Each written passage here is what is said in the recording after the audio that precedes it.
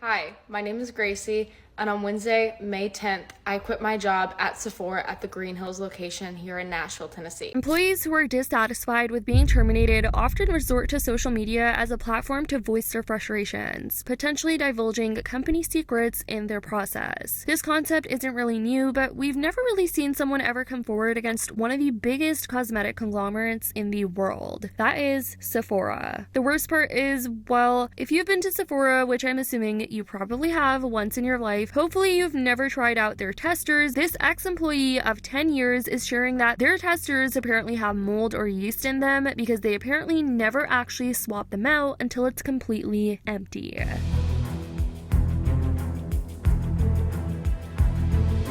And speaking of testers, can we please real quick talk about the whole situation of those young girls who are doing blackface with testers all over their face? This is so shameful.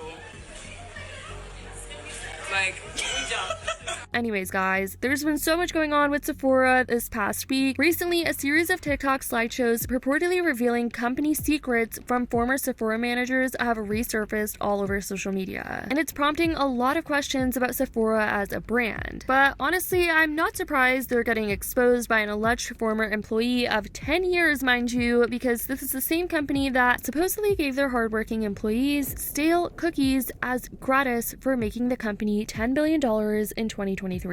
What a joke. 20 cookies for an entire team? The audacity of this company. The text on the box of cookies also reads, "We are thrilled to share that Sephora North America hit a record $10 billion in sales in 2023. Later, the card says, "Inside this box, you will find a sweet treat to enjoy with your team. We thank you for making it our greatest year ever. Cheers." More like, "We thank you for making us billions and billions of dollars. We're the best possible way to thank the people who actually work for the company and made this all possible was to give them cookies." People were not hesitant to share their response to this situation over on Twitter, with many people saying things like, "Damn, not even a pizza party? One cookie? This is a slap in the face of all Sephora employees. It's insane to me that they don't try to hide that they actually wrote $10 billion on the cookie. What is a worker supposed to take away from that? If I were one of these companies, I would be desperately trying to hide from the employees how much we were taking from them." This sentiment was similar over on Reddit, people saying things like, "They're so tone deaf. Who keeps approving this type of stuff? Record sales year and they couldn't even give us our bonuses in full." As an ex-Sephora employee, I am a victim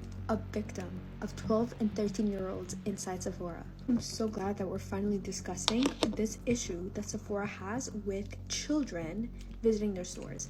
Because honestly, there's a couple experiences working as a retail employee that just feel very degrading and belittling, but nothing tops it better than a 10-year-old literally viewing you as their assistant, their personal shopper, and then they continue to yell at you. Sephora was literally traumatic when it came to children because we always had teenagers running around. We had little children ask us about drunk elephant retinol, acids. Like, there is no reason why an actual child would need acids on their face. Like, your skin is already perfect as it is. What are you using retinol for? Literally come into our store, ruin and destroy all of our testers, open up brand new products, either steal them or just absolutely use them as testers and make fun of us. I've literally had children and laugh in my face, make fun of me to my face, talk down on my skin or my makeup.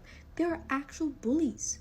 And what am I gonna do? Beef a child? Yes, but I'm on the clock, so I can't. Hate children inside Sephora. The reason why I avoid going to Sephora is because I am afraid of teenagers and kids. Not to mention that this is psychological marketing. Now, this is certainly not the first time Sephora has had complaints from former employees, which is very telling. In December, a video posted by a TikToker who goes by Chloe gained widespread attention where she discusses an emerging trend where young girls are increasingly visiting Sephora stores and being outright disrespectful. Has anyone else noticed that, like, every time you go into Sephora now, it's just all little girls? Yeah, Sephora employee here. Not only is it little girls, but it's little girls with no motherfucking respect. Like, where the are y'all parents? These little children come in there like they run shit. I kid y'all not, this little girl, while I was assisting another guest, walked up in front of my guest. Didn't say hi, didn't say excuse me. She just proceeded to shove a Rare Beauty blush in my face and asked me, "Do you guys have this in the shade? I don't know what shade it is. This shade." Me and my client were just astonished. Like, did she really just do that? So me trying to keep my composure, I'm like, I was kind of in the middle of helping somebody out right now, but I can take care of that when I'm done. And she's like, really quick, I gotta go. Like, I just need this one shade. So my client's just like, just go. Because, you know, we're both getting annoyed at this point. When I tell you, I turned around and looked at the Rare Beauty end cap, there was like 6 of that one blush color. The bitch didn't even look. And not only that, her friend came.